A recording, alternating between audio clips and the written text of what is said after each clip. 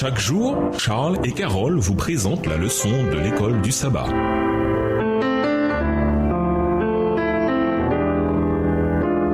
Bienvenue dans votre émission. Dieu nous parle. Nous voilà à la leçon de vendredi. Pour aller plus loin, Éphésiens 1, les versets 3 à 14, enseigne-t-il que Dieu prédétermine l'avenir des êtres humains, avec certains qui seraient prédestinés à la vie éternelle et d'autres à la mort éternelle? Malheureusement, beaucoup de gens le croient. Réfléchissez cependant à ces idées. Premièrement, dans le passage, le rôle de Christ est déterminant puisque le choix divin de nous adopter a lieu par Jésus-Christ. Éphésiens 1, verset 5. Ou en lui, Éphésiens 1, verset 4 et verset 11, version seconde 21. Cela laisse entendre que l'élection et la prédétermination de Dieu s'exercent envers ceux qui choisissent la foi en Christ. Il ne s'agit pas de choisir au cas par cas qui sera sauvé ou perdu, dès avant la naissance des individus. La décision de Dieu est la réponse étudiée, prédéterminée et divine à ceux qui exercent la foi en Christ. Deuxièmement, Éphésiens 1, les versets 3 à 14 contient également du vocabulaire relationnel frappant sur l'œuvre divine du salut. Dieu est Père et nous sommes ses enfants adoptés. Éphésiens 1, les versets 3 à 5, qui reçoivent ses bénédictions en abondance. Éphésiens 1, le verset 8. Nous devons comprendre le langage sur le choix de la prédétermination de Dieu à la lumière de ce langage relationnel riche. Dieu n'est pas un juge distant, insensible, qui publierait ses décrets de loin, mais le Père attentionné de tous ses enfants. Éphésiens 3, le verset 15.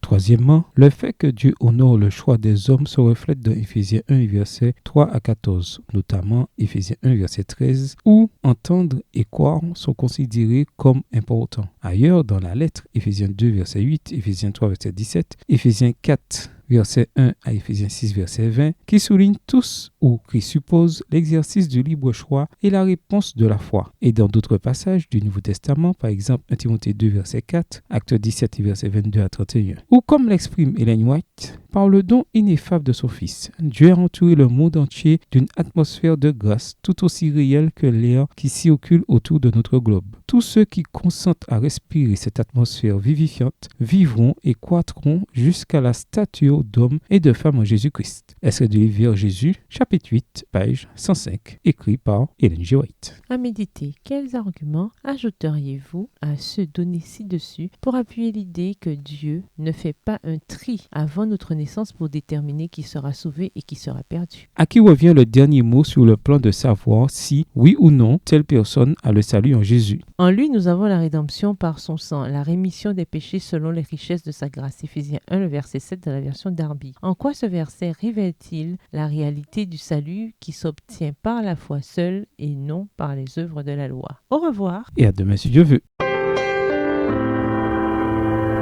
Dieu nous parle. Chaque jour, Charles et Carole vous présentent la leçon de l'école du sabbat.